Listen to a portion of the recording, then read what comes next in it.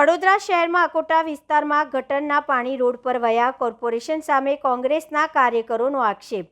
વડોદરા શહેરમાં ફરી એક વખત કોર્પોરેશનની બેદરકારી સામે આવી હોવાનું ચર્ચાઈ રહ્યું છે। અકોટા વિસ્તારમાં સુબેદાર કમ્પાઉન્ડ પાસે ગટરના પાણી ઉભરાતા સ્થાનિકો મુશ્કેલીમાં મુકાયા છે। ગટરના પાણી આસપાસની સોસાયટીઓ તેમજ મુખ્ય માર્ગ સુધી ફેલાતા લોકોને ભારે હાલાકીનો સામનો કરવો પડી રહ્યો છે। સ્થાનિકોના જણાવ્યા મુજબ ગંદા પાણીના કારણે દુર્ગંધ ફેલાઈ રહી છે અને આરોગ્ય સંબંધિત સમસ્યાઓ ઊભી થવાની ભીતિ પણ વ્યક્ત કરવામાં આવી રહી છે। આ મામલે કોંગ્રેસના કાર્યકર સચિન માયાવંશીએ વડોદરા મહાનગરપાલિકા સામે ગંભીર આક્ષેપો કર્યા હતા। તેમણે જણાવ્યું હતું કે ઘટના સ્થળથી અંદાજિત 200 મીટરના અંતરે સ્થાનિક નગર સેવકનું મકાન આવેલું છે, છતાં પણ સમસ્યાનું નિરાકરણ લાવવામાં આવતું નથી।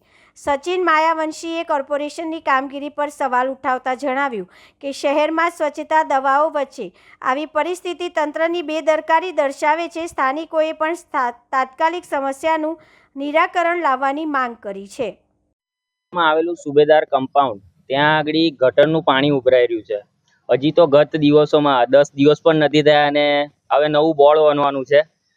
પાછલા 3 ટર્મથી ચૂંટાયેલા કોર્પોરેટર જ કદાચ આપણે અકોટા વિસ્તારના છે અને 200 મીટરના અંતરમાં રહે છે, તો એમના જ વિસ્તારની અંદર આ જાણે નદી વહેતી હોય ને એટલું પાણી ઉભરાઈ રહ્યું છે। અમારા દ્વારા મોટા મોટા વાયદા કર્યા હતા ને, તો હવે આ મેઇન વસ્તુ તો આ જ છે અને ઇલેક્શન આનું જ હતું, ગટર રોડ રસ્તાનું પાણીનું, તો આનું સોલ્યુશન લાવો।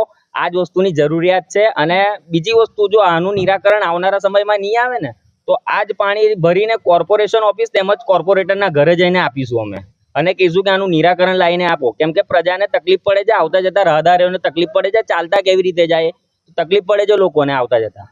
આજુબાજુમાં ઘણી એવી મચ્છરનો ઉપદ્રવ થાય, તેમજ આવતા જતા લોકો આમાં પગ લઈને જતા હોય તો બીમારી ફેલાય, કોલેરા જેવો ફેલાઈ શકે છે। લોકો નાના છોકરાઓ રમતા હોય છે, આમાંથી ભરે બીમાર થશે તો એના પૈસા કોણ આપશે?